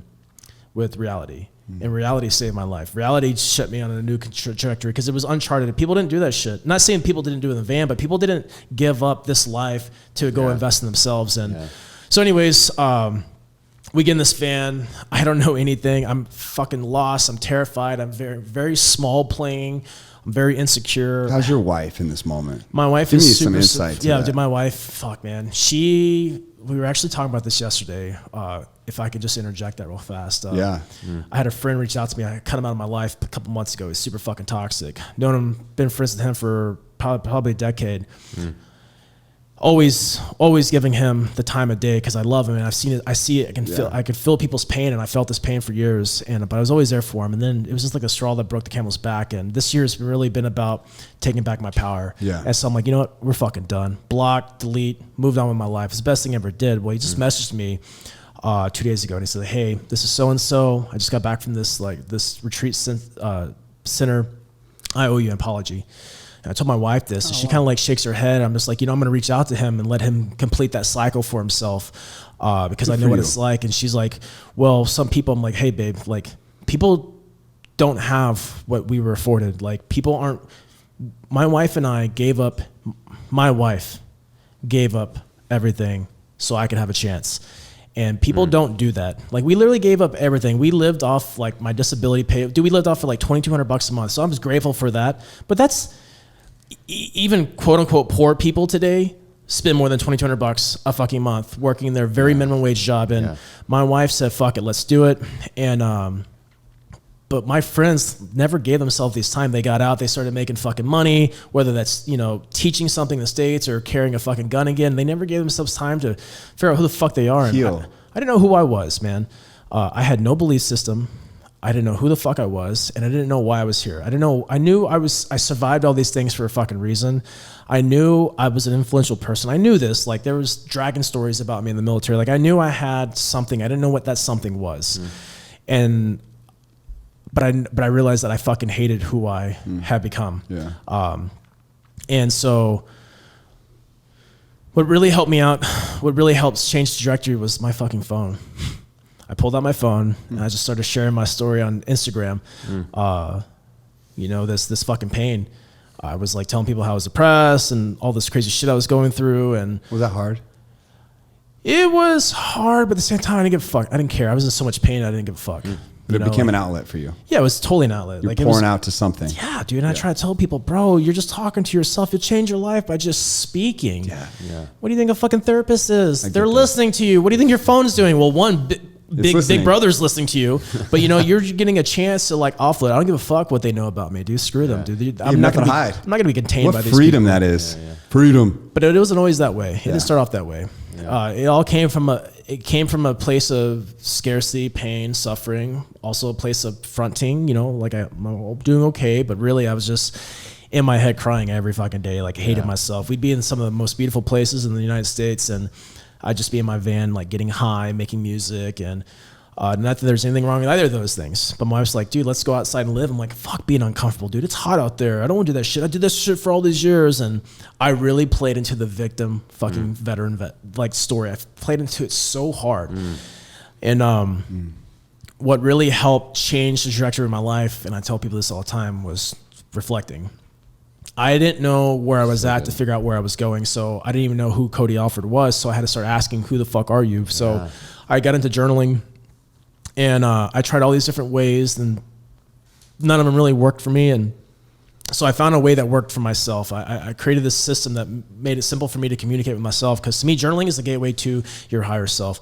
Journaling is like an ice bath, right? You can get an ice bath. You can just tough it out. Do your 3 to 5 fucking minutes. Still gonna get some type of benefits, but you're missing the fucking point. Anyone can suffer for 3 to 5 fucking minutes. It's about letting go. It's about killing the side of you that wants to fucking give up. It's letting go. So many humans, we just want to control things. And if you can just let go, you can fucking be free.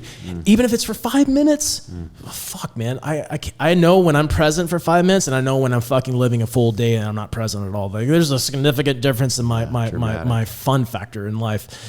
And so journaling is the same way. You can write down your emotions and feelings and shit, or you can tap into consciousness. You can tap into your higher self, and you do that by letting go, by having just true honesty with yourself. And I realized that I was not honest with myself for a lot of years. And so this gave me an outlet to like really pull back my own layers and like figure out what, like being like just truthfully honest, like just being a piece of shit husband, fucking erectile dysfunction, hating myself, porn addiction, judging and comparing everybody, like all these fucking things that I was just like so scared to ever voice, especially to my wife. You know, how do you, hey honey, I'm a piece of shit. Will you love me still? Yeah. Like, how do you do that when I couldn't even have that conversation with myself? And were you hiding that from her all those years too? It wasn't all these years, but it's definitely, I was hiding my pain from her, which included all sorts of shit. And I felt like a piece of shit. And I felt like I'm a fucking failure. And then I felt like a fraud. Then I felt like a phony. Then I felt like I was unworthy. Yeah. Then I felt like this is what I fucking deserve. And so I went through all these different cycles. And so journaling led me to my truth of like, okay, bitch, we got a long way to go. Yeah. And that led me to wanting to explore myself more. And that's when I got into psychedelics, plant medicine, and psilocybin being the main one, my first one. And that really opened me up and showed me like what I could be. But being new to it all and being a self-astronaut, psychonaut myself, like just self-exploring, I didn't really know how to navigate it post. Sure. So like I'm having all this freedom in my life, but I was like, oh shit. But it came back like 5 months later. Well, that's because I wasn't doing the work. Because if I looked at my whole life, I was never doing the work. I was doing the job, not the work. Interesting. You know what I'm saying? I was doing like what was required, not what was truly necessary for myself and to sustain this lifestyle. And that's when I'm like, okay, dude, journaling has got to be a staple, reflecting. So you're creating rules in real time for your life. These are new guidelines and boundaries for foundational stuff, blueprint for how you're starting right here with the journey. It became a rule, a non-negotiable. Everything. I do this. Because I would find myself, especially navigating the phone world, and I'm judging, talking shit about quote unquote friends or other successful people or people who looked like they weren't in pain. Or I'm like, man, that guy sucked and he's doing all this shit. Fuck him. I could do better than that. But like, I'm not doing anything. And so I take it to my notebook. I'm like, okay, here's my trial. Let me just speak my truth of like, why am I judging this dude? And I'd make it my point to like, okay. Are you judging yourself? I started to write down one of my things I asked myself is what emotions and feelings that I experienced today. And when I first started this, I literally had like pages of like all these different things in my life. And I would just start working on one at a time. Now, those things never go away. They just evolve. But I didn't know this. So I just started making up these games of like, hey, this is my only focus today is to not get triggered by the Instagram. Oh, fuck, I failed. Why did I get triggered? What happened? What did I see? And I'd write that down. Then that my whole goal is, the rest of the list is to address that thing. And for years, this is what I did. So good.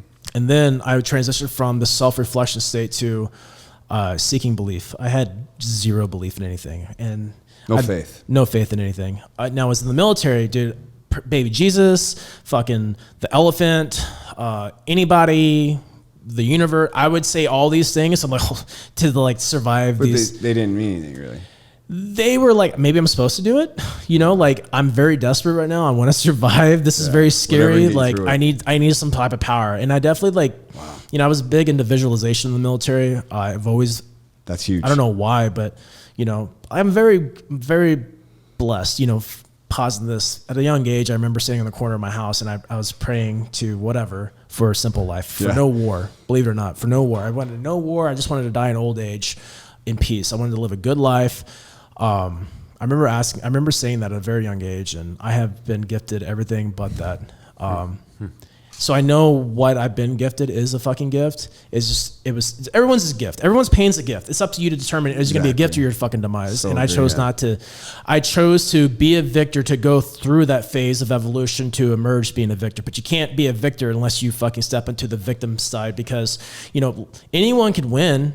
But how do you win when you're fucking low crawling in glass? Like, how do you win when you have nothing in sight to keep you motivated or to inspire you? And you're the one that has to come save you. And so I went on this journey to really find a belief system. So I started reading all these books. I got into spirituality. I couldn't even say the word God. It freaked me out. not like I was scared, but I just felt so insecure with that. I didn't even know what God was to me, and I'm like, I'm more of a spiritual guy. Like I couldn't have, I went through all these phases, and I started reading books about energy, the quantum field. I started reading books on religion, various religions and dimensions and different universes and all these different things. I'm like, fuck, all I'm gathering is that no one knows shit, and so like, if this book can be gold and like war worthy for someone else, why can't this book be gold and war worthy for someone else?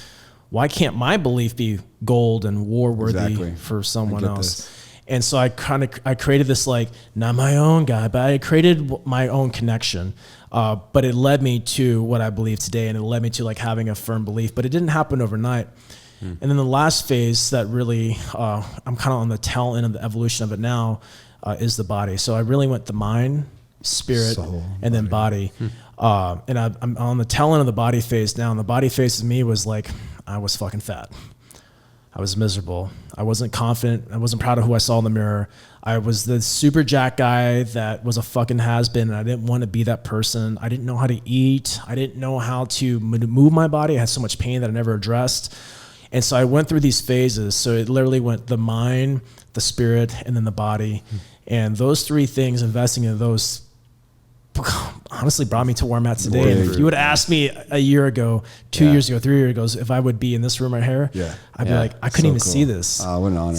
And to me, that's like the gift is like not seeing. Yeah, one of the most compelling things I maybe have ever heard. It's just right up there. It actually came from you. It was me listening to you.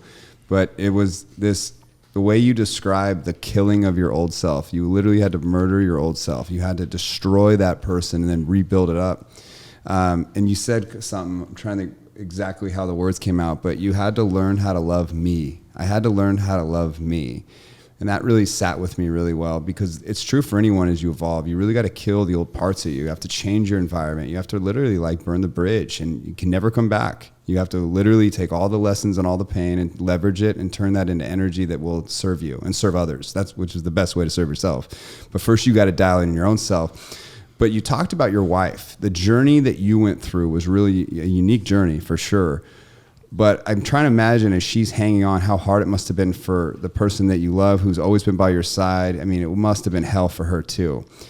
And as you're in this phase of life where you're rebuilding yourself, you also said something that I thought was just so honest and compelling, is like, you're getting yourself correct. And it's like, now you see the remnants of what she is and what you sort of left her with. And maybe you can elaborate on it. Maybe I didn't hear that right, but I just thought it was one of the most honest, heartfelt things I've ever heard, as you're tearing yourself apart, figuring yourself out. Like, and you look around you and say, wow, what else did I do to the person, the people that were around me? Like, if I ever really put any thought into what I put them through, her through, that was a really honest sentiment that I heard you say, and it really sat well with me, because people don't really have those types of depths of honesty, and the level of honesty there is really important for your like self-awareness to even state that. But killing your old self, loving me, and then trying to make sure that you clean up the mess you left for your wife. That's good stuff, man. I got to tell you, it's wow. Yeah, I mean, we all hear before, a strong woman's behind every powerful man's journey. And, a lot of the time came from no respect. I learned in my journey, I really didn't respect women. I learned in my journey that my actions leading up to where I'm at today were signs of a, true insecure male that, weaponized, what a woman could be, but in an unfavorable way. I was seeking validation. I was always seeking to be wanted and desired, but I wasn't becoming the person to become worthy of that shit. And, when I met my wife, Stephanie, she is a true champion. She is so strong. And I mean, we even talked about this yesterday, because like, I'm a work in progress. My personal life as in Cody, it's elevating very quickly. A lot of opportunities, a lot of different things that I never had, visions for before or whatever popping up. And, I have a family, I have a wife that has goals and dreams. And, there's times where like we're separating, we're parting ways, not because of her. It's because, I battle being selfish. That's a struggle of mine. I'm like, how the fuck do I not be selfish? Because I'm a very selfish person. I've been on such a not hungerness to sacrifice everyone else, but a hunger to overcome this like limiting belief in my mind to like change. Cause like in my head, especially with my son, I'm seeing him like, holy shit, he's proof that I'm going to die. And I have this like, my biggest fear in life is like not becoming who I know I can become, because I remember plenty of times just sitting in my van crying, like wanting to like tell my wife I love her and that I wouldn't say it. I pissed her off earlier that day. And so I'm like, well, fuck, I already screwed this up. Might as well just go ahead and burn the rest of the fucking day down. That's the life that I lived. That was very destructive and hurtful because I didn't know how to communicate. And all these years, especially with plant medicine, dude, I came back from all these different journeys, enhanced, but in a different way. I'm talking about religion. I'm talking about God. I'm talking about growth and wellness and spirituality and meditating and fucking fasting and all these other crazy things that we're not against, but it was all new to us back then. And, you know, but I'm only where I'm at today because of my wife. You know, when I started this journey, before I even got into the van, my wife was we're sitting at my friend's house, sold my house, living in a friend's house, renting a room from him as I'm going through my medical board process. And she's looking at all these medications that I'm on from the government. And she's like, what is this? And we were like Motrin popping family. I ate processed shit, like whatever. I ate Taco Bell. Like it is what it is, right? She starts Googling and she's like, what the fuck? She's like, this is literally cancer producing. I was running out of, my hair was thinning. I'm like, oh my God, my hair is fucking gone. She's like, I was like taking like Rogaine and all these other things. She's like, that literally has chemicals that causes depression. I'm like, fuck, you know? So like, I'm already depressed. I want to add more to this. You know, I'm like, I'm not going to take antidepressants, but look at what I'm taking, this inflammatory food, these cancer producing pills. And that started us off on this like healing journey. That gave me the space to like be open to different things in life. And I try to tell people like the world is scary out there. You know, I don't know if there is one right way. If it's not serving you, it ain't the way. So be open to changing. So we started with the water. We started purifying our water. Yeah. I mean, dude, I spent 10 years of my life in Camp Lejeune, North Carolina, right? Where they tell you like, you're going to grow like a third nipple and like die of cancer. So I'm like, oh, that's great. And then you're eating food that literally says for prison and military use only. It literally says it on the package. But when you're in that life, you don't think about this shit. I would throw fucking grenades and flashbangs and put a dip in my mouth. You know, like I never thought, why would I think anything differently? When I went to free fall school, there was like this free fall parachuting school. There was like literally this bucket of Motrin on the wall that we would pre-take. So like when you're landing with all this kit on, you're not like fucked up, right? You're helping yourself. I didn't even compute in my head, hey, I'm sick, take a Z-Pack, right? Just go ahead and take all these antibiotics and just fuck up your entire immune system. Nobody kill your stomach bacteria.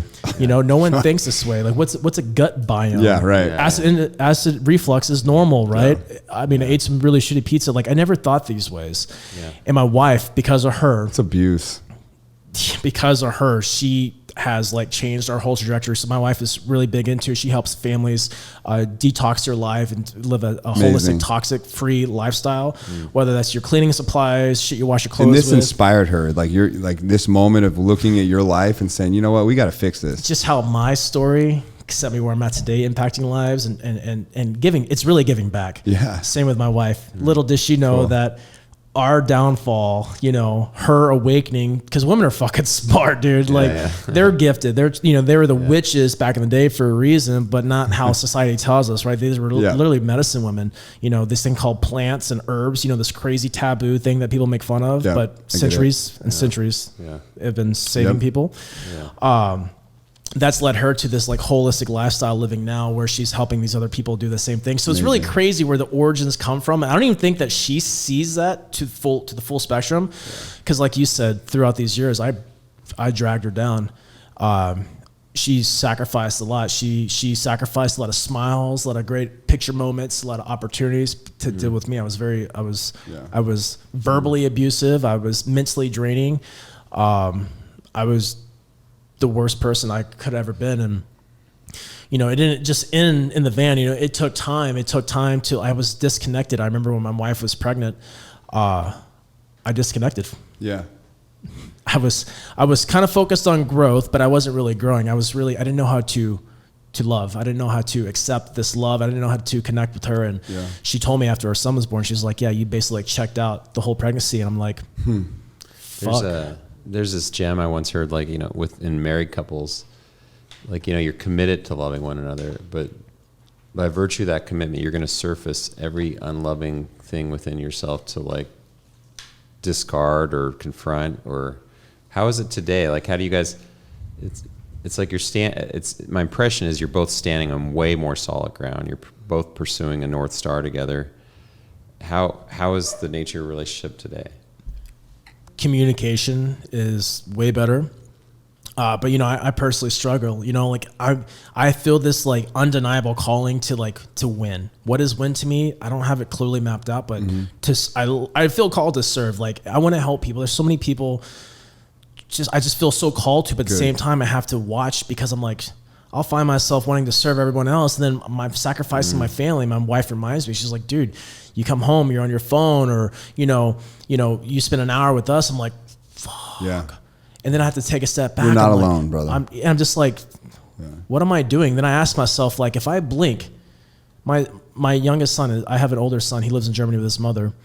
My youngest son is 17 months old. And if I blinked and he's already 17 months. I remember when he was like fucking 2 days old, and I'm worrying about like the next thing that I'm going to go do. I'm just like, bro, who are you? You have good self-awareness now, though, and that's crucial. Yeah, but it's also like it's painful, because I'm like, I know I'm more, but then it's like, do I stop? Yeah. Because people talk about balance. I don't know what balance is. Maybe balance is for me, but at the same time, it's like, I'm like, my wife sacrificed so much for me to just survive. Yeah.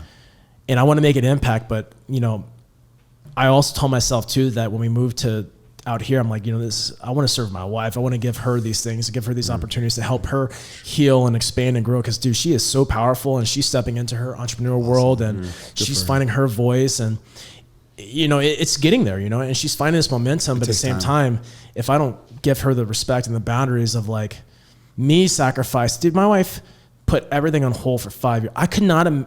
It's hard for me to visualize saying no to all these opportunities that I have. Be like, you know what, guys, no. But now I'm having to think about my team, you know, what I just mentioned today, which I'm fucking reflecting on what I already said. I'm like, fuck, okay. My gift for today is, you know what to do, bro. That brotherhood and sisterhood doesn't extend outside my marriage. And that's something I've truly struggled with is that, because she knows my demons. She knows my light. But most importantly, she just wants me. She doesn't want fucking money. She doesn't want. That's how you know you got a good one. Anything. She just wants me, and I'm like, and it's hard for me to accept love. Yeah. It's really hard for me to externally accept as you are, love. just you now as you are. Yeah. And it's scary, because that's a whole nother level of like letting go and surrendering, you know, like I'm always going to make an impact. I'm not a guy that can go hide in the woods. There was a time my wife's like, I just want to go in the woods and disappear. I'm like, I could not do that with you. That. Like, It's not your, it's not my calling. I want to throw this question. Eric and I ask every one of our guests this mission question, just in lieu of the time. I want to be sure we unpack this, Eric. Like, what, and I could give my words to this. Like, I love some of the stuff you shared. Like, you seem totally inspired. Here's my fantasy, and obviously it isn't, but this just is an observer view. Like, tell me how this lands, because the question is that we ask every guest, what's your current mission in life? What are you committed to? And just hearing a bit about what you're doing today and what you're inspired to bring out in others, I wrote, if I had to guess, it would be to inspire others to own what they are in truth and have the courage to bring it into being. Something like that. I don't know if that's ballpark, but I mean, it's definitely ballpark. Yeah. So what is your answer to that? Like, what is your commitment? And that relates to a question before we jumped on this show over coffee. You were talking about your current struggles, what you're around gratitude and your mission. We can't leave this show without hearing what your current mission is, Cody. I tell you what, the past 72 hours. 72 hours, you said? Has been amazing. That's like, awesome. Actually, probably like 96 hours now. Yeah. The universe, God works in a very mysterious way, and you always hear it like, hey, just keep on going, keep on going. Yeah. I remember praying for a level up one day, and my definition of level up is, can you handle the speed and velocity that your life is moving? Mm-hmm. And when my life was stagnant, I was like praying for a breakthrough. I remember looking at my calendar, there was nothing on it.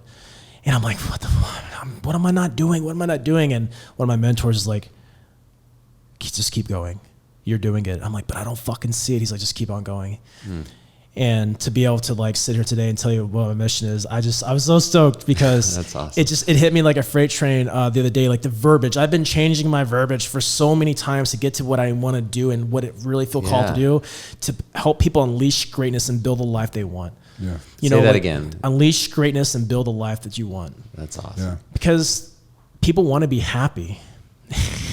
They don't give themselves the opportunity to be happy. People want to be free. They don't give themselves the opportunity to be free. People want to speak. Yes. They don't give themselves the opportunity to speak. 100%. They don't think they're worthy of it. They don't think they're worthy to say no. They don't think they're worthy to say yes. And like, it blows my mind, but at the same time, I understand it. So now I get to take all this like fucking blessings in my life. And I get to like, just like throw it like a freight train at people, like help them feel like so inspired to like, fuck, if this dude can do it, I can do it. 100%. And like, that's what it's all about. It's for people seeing that like I can do this, and you know, whether it's making money, making impact, fucking just selling your shit. So many people when I did all this, my wife and I did this, people are like, man, I wish I could do it. I'm like, bro, you could. Burn the bridge.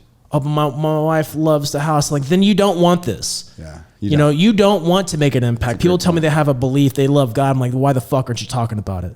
Well, because God wants me to play small. Like, God wants you to play small, bro. No calling so great that people will fucking fight and die for wants you to be small and live inside your mind. Yeah, sometimes humbleness is ego. Like, you think you're being humble, but you're actually not serving people by being humble. And that's the thing. Serve. That's your ego getting in the way. Serve. People act like, go big. What the fuck? You got one life. We can't do this by ourselves. Yeah.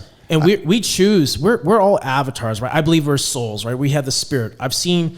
Not trying to be that guy, but I've seen a living person and I've seen a dead person in very like close proximity of one another. No spirit. One's got life in it. One's completely lifeless. Yeah, so something leaves you when you die. Yeah. Where does it go? I don't know, but I believe in energy, and energy is everywhere. Higher power, right? baby. And so, but people don't even know that they're going to die. Yeah. And so, like, they don't act like it. They don't even know. Yeah, they like repeat. true. They watch the same sitcoms. They do the same food. They do the same everything, and they have the same dreams. They don't ever take action. Yeah. But if you would just defy the norm, your norm, whatever your normal is that you don't like anymore. If you just did one thing differently, you cause one little fucking ripple in your sea of life, you would change the trajectory of everything. If I didn't see where I was at today 5 years ago. Because that wasn't the gift. The gift is the fucking journey. And as much as I wanted to remind myself that, I wanted to fucking disregard that truth because I wanted to know. I wanted to know that this was going to work. I wanted to know that I was going to make it. But what is making it? What is success? Yeah, good point. What is winning? I don't fucking know. Yeah. It's evolving. Just like my belief system's evolving. My mission statement's evolving. My why is evolving. My why that got me here is not going to get me to my next big fucking thing. Yeah. So, you know, my mission today in life is to help people get started, whether that's starting their entrepreneurial journey or their personal development journey or just wanting to change their fucking life journey, because people want to change their environments, but you got to change yourself before you ever 100% ever influence your environment. I got three things real quick. Let's three things. So number one, you talked about joy and happiness. And people really, they get trapped in this thing that they think that if they get here, then they can be happy. They're not going to allow themselves to enjoy the journey. They want to get to the destination, and then they think, once I get there, I'll be happy. But the real truth of success, the ladder that you keep climbing, is once you're there, it feels good for a hot second, and then you're like, well, then what? Like, you know, you're chasing something you're never going to capture. You've got to learn to be inspired and be in love with the process. It's in the gym. It's the repetitions. It's the punching of the punching bag when no one's around. Like, you got to fall in love with that shit. Every day, you got to be waking up inspired to do that and like in love with that. Once you become obsessive and in love with healthy journey, like actions, it doesn't, once you get to the destination, it changes, because now you've used all that time to get there and you've been more abundant, and you're so much more likely to be a better husband, a better father, a better wife, better everything, better coworker, boss, entrepreneur. If you can be in the stress and like living in it and feeling it and smiling and giving good energy. Number two, death. You're right. People don't bring death into the equation nearly enough. And it's probably I would define my situation as been the biggest gift for me has been death, because I'm so aware of it. It used to be a detriment, and now it's been a gift that brings me abundance, because it changes how I do decisions right now. I'm interacting with you and I'm bleeding. I talk about bleeding all over the table, because when you put death in front of you, all it does is it pulls the bad emotions out of the situation. It doesn't mean I'm not going to do what I'm about to do. I'm still going to do it, but I do it with passion and purpose now. And it allows me to say yes to scary shit. And that's really what I'm doing now. And I get to tell this story that's going to unfold. You're in the middle of it right now. I'm going to be a real-time example of someone that literally was a figment of your imagination, to someone that is going to tell a live story for the whole world to see. And I'm going to push the limits of what's possible. And I'm going to tell the story every day. And I will not stop. I will dedicate my life to this because I'm putting death in front of me. And I don't want to die without leaving some sort of worthwhile mark. And the other thing, number 3, that you said that just I had to get out. Defy the norm. I felt like I should at least give some love and attention to this at some point in this show. But this, number 1, is Cody's brand. Okay. So I loved it. Like, we got Man on Mission. You got this Defy the Norm. I encourage all of you guys to go support the business behind the man here. But maybe talk about really where that came from. Elaborate a little more on it, because I love this shit. Defy the norm. So good. So I started, my website's called We Defy the Norm. The brand, I just rebranded to Defy the Norm. I took out the we part a little bit ago during a personal branding and a transformation of my own self. There you go. But I started through my phone. I didn't know what a personal brand was back in the day. I just picked up my phone and started sharing my message, and people were like, they were like, holy shit. Like, they love like the war and military picture stuff, but like I started captivating them with my words and, my message that I was sharing, this journey of like evolution of self, I call it. And so my wife and I are living in this van, traveling around. Like I told you, she said, what do you want to do? Travel around and take pictures. Well, I had a camera, but I wanted these different lenses. So I'm like, you know what? I started to make designs of representations of things that I was going through. And I started to sell these t-shirts, which, being a veteran and having another t-shirt or apparel company is like, it was taboo. And I was really worried about like whatever people were going to think about me. Then I said, fuck it. And so I started using this funds to like buy camera lenses and different cameras and the things to like capture this journey. Cause photography, I love storytelling, whether it's speaking or like helping people tell their story. And like, I have this eye that like no one else can craft it as well as I can. So I really like to be behind the camera. It reminds me a lot back in the day in the sniper world. But it was very therapeutic for me to like take pictures and videos and just be creative. I'm a creative guy. I have to. So I started this company, We Defy the Norm. Well, it fast forwards a bit, and I mean, shit. I remember I started off as a drop ship company. I started to use printing, where another company would print my stuff for me and like ship it out to my customer. And then one of my business mentors, Tim, he runs this amazing company called The Grind Athletics, and he's like, hey bro, let me help you blow this thing up. I'm like, oh, okay, sick. And I remember spending my first like $600 of cash to like buy in-stock inventory, and it just started taking off. And I realized that We Defy the Norm is an extension of me. It's a transformation. In my website, I called it, when I first built it, it says it's a digital representation of a physical transformation. And even to the point where I changed the name to rebranding it to Defy the Norm. My website's still We Defy the Norm, but the branding of it is Defy the Norm, because I realized when I started, I wanted unity. I wanted everyone to feel empowered, but then I realized that people can't join the army if they don't feel like they're worthy.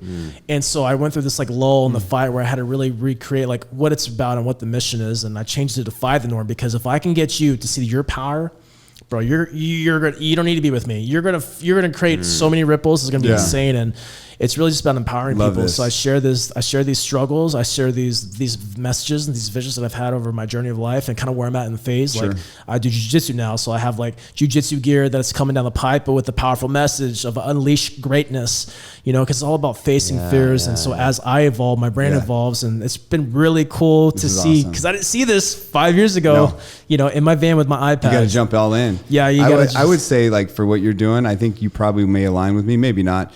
But part of all this output, like, I don't need to do this. There's no pressure on this. Like, you know what I mean? Like, I have a businesses and career that is, like flourishing, and there's been a lot of infrastructure built. But this became, for me, all this personal brand stuff was really my way of fighting back. It was my way to give energy to something instead of being mad or upset or not happy with the way society is moving. I now have an outlet where I can help people, I can encourage people.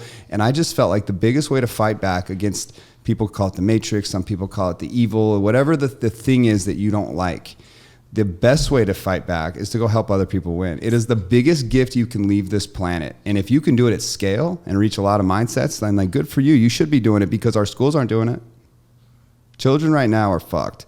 Like, they are not set up for success. And how do I know that? Well, let me just tell you from my perspective, and I'm sure you guys are all going to agree with me in this room, all you guys. The main point is this: everything that is dear to me, the things I value most, everything I value most, not one of those things is taught in school. Period. End of story. Like that tells you everything you need to know. Like the average school that's out there is just destructive. So instead of me being upset, like looking at these poor innocent children that are being preyed upon by for who knows what, like evil reasons. But the main point, I see that it's my reality. This is my belief, right? I now have an outlet to go pour my heart and soul into something. And I can take the pissed offness and the energy. Like most people are yelling at the TV. They're emotionally like putting energy out that's a waste of their time. It's not doing anything. Cry your little eyes out. You're not changing anything. Well, now I'm creating like rivers that where energy can flow. I can create opportunity and all sorts of things start happening you would have never imagined. I know Cody will speak to this. You just start the thing, you create the outlet for impact, and you don't know where this can go. I love that word "start." Like just start. Start. That's the spirit of the thing. Most people won't. They think they got to have it all figured out. And Cody, we had coffee this morning, and he was like, "Look, man, I help entrepreneurs start," and you could just feel the spark of the energy. I love guys because starting. that's the biggest hang up. That's one of my favorite audience. You know, for me, I would frame it this way, just briefly.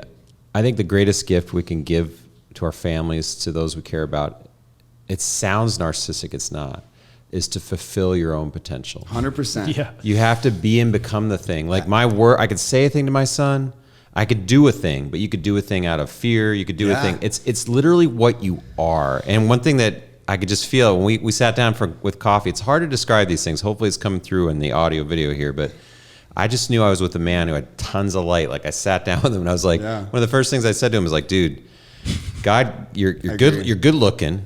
Kind of like Eric too. Yeah, whatever. You're good looking. No, whatever. So Cody's got this great smile. He's got a brightness to him. He does. He's very bright. Like I got to consume some of your content because we just met, and I was like, this is a big weight, bro. You gotta be a steward.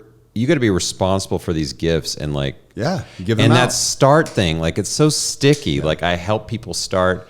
I hope people check this man out because if you need that spark, this is just me loving on you and your brand. Like you could feel it. He can get you going. What 100%. Else? Once you're going, what a gift. Yeah. So I mean, Cody's a gift. Thank you for your time. You guys are great. Yeah, dude. Thank you so much. And I want to just slide this last thing in on top of what you just said is the people that have some of the hardest starts on planet Earth, the worst situations you could ever imagine, whether it be childhood trauma or abuse, whatever the thing that you think is disqualifying you, I'm just here to tell you right now, that is the biggest gift you can give the world is to tell that story. And in that telling of the story, you will find light. The energy in the universe will pull you somewhere valuable. But you can't trap it, and you have to like really find a way to leverage the energy of the pain. And when you can do that, you are going to be some of the most powerful testimony. And as people keep dying, we need young people to fill the shoes of great people that are passing on. And it is really important in today's society with technology everywhere and all these young mindsets that are all sort of being warped, from my perspective. It's really important that if you have a story to tell, you tell it because you're going to impact person. And even if you impact one person, I have one friend. He is an incredible human. His name is Justin Wren. He's been on like Joe Rogan 9 times, so he has a big audience, right? He lives down in Texas. He's over in Africa raising millions of dollars for this village in Africa for the pygmy people. But when he first went over, he just fell in love with these people, and they have no fresh water. He would describe their journey to get the children to get water every day, and it was an epic journey that he went on barefoot like they did, and it almost killed him. And he doesn't know how these kids do it, but he went through the process himself. And this is a huge shout out to him because I really admire this man, but it ties right in with what I'm saying. When he first went over there, he realized how big the problem was. And he said, what can I do? Like, how can I possibly help? He described it as one drop of water falling into an ocean. That's how like insignificant he felt for how he could help these people because it was so apparent how big the problem is in these third world countries. And this is in the middle of nowhere. These people live in the ways we can't understand here. But his effort to want to help the world was really shattered by that imposter that said, I can't make a difference. Like I'm a drop of water in this big ocean. And it was one of his friends or mentors, I forget, but that said, well, just so you know, every one of those drops of water is a life. And he goes, phew. It was in that moment he realized, like, even if I'm only helping one person, it matters. It's worth it. It's worth like, it. that's a life worth living. This is how you get to death, you guys. Is the best way to set yourself up for death is to create systems and processes in your life that all revolve around impact and giving, so that when you get to the end, you can really look back and you'll have a trail of creation, a trail of impact, a trail of love, a trail of compassion, and a trail of mattering. I could go deeper into this issue, and I won't, but because I think we're pressed here, but we got to do this again, first of all. And I just want to really thank you, bro. Your story is so inspiring. I know there's so much more. We're going to do this again. Thanks for having me, man. Thank you, Cody. Thanks both of you All guys. love, man. Hey, thanks for watching our show. This is Man on a Mission. We all have a mission in life. If you don't have one, if you're going into vagueness, you're going to be restless, you're going to be depressed. Clarify your mission. Start journaling like our guests. Get out your journal. Get clear. It's worth it. Yes. And I'm going to add one last thing to that. Just start. The biggest problem in life is people think they need to have it all figured out. And so in the process of trying to have it all figured out, the imposter sneaks in, life happens, shit goes down, and you'll never start. And you're going to be chasing your tail forever. So if you have the thing, just start. The cemetery is filled with untapped potential. It's the wealthiest place on planet Earth. We'll see you next time. I'm a man on a mission.